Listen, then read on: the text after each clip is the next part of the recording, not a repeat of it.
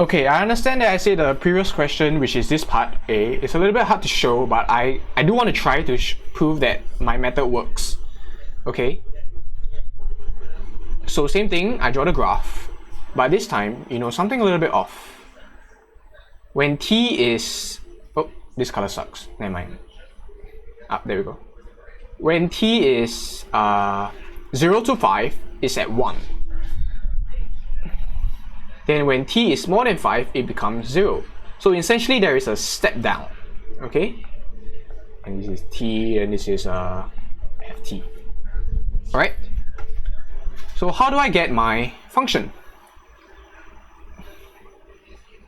Remember what I said? Function is basically the original function, ut, plus the delta of the ft times the unit step, so t minus alpha. Okay, so what is my ut? My ut is basically what's my graph before the switch influence the system. So it's basically 1, because before the switch came, the thing is 1. Okay, what is my ut? It's basically the system after being influenced by the switch, which is 0. Sorry, not 0. We just leave it as t minus 5. Yeah. Then what is my delta ft? Essentially it's just 0 minus 1. So if I were to write this down, it's basically ft equals to 1 plus minus 1 times u t minus 5. You can simplify it, but for the sake of showing you my method, I'm going to leave the minus 1 there because we are actually going to touch on it. So now this is where we do the Laplace part. Same thing, let's label. This will be labeled as ht, this as gt, and then this, as you know, is ut minus alpha, whatever bullshit. Okay? So ht, we all know that Laplace of ht equals to 1 over s. What about my gt ut? So Laplace of gt ut minus 5, which is the t minus alpha, is, remember, t alpha s with the Laplace of the new g.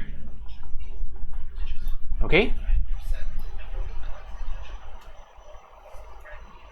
So we can simplify this to minus 5s times Laplace of the new gt. So how do we get the new t? Very simple. Like I said, we want to create a new origin, which is essentially where the step happened. Because at the end of the day, we are looking at the unit step. So this is now my new origin. So how do I get this? It's basically t plus 5. So minus s times the Laplace of my gt is negative 1. Okay, but take note, even though that my t is now t plus 5, because there is no t in this function, g function, technically I do not need to sub it in. Okay, for example, if let's say my g is a t, then yes, it becomes Laplace t plus 5, which in return becomes 1 over s, 2 over s cubed plus 1 over 5 over s. You get what I'm trying to say? But because there's no t, it's a constant, so essentially there is no change.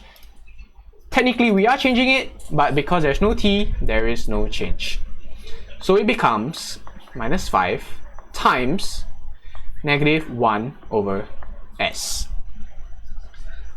And remember to put this back in. So the Laplace of my whole function is 1 over s plus e minus 5s times 1 over s, which is, if you want to simplify it, you know, is e minus 5s over s.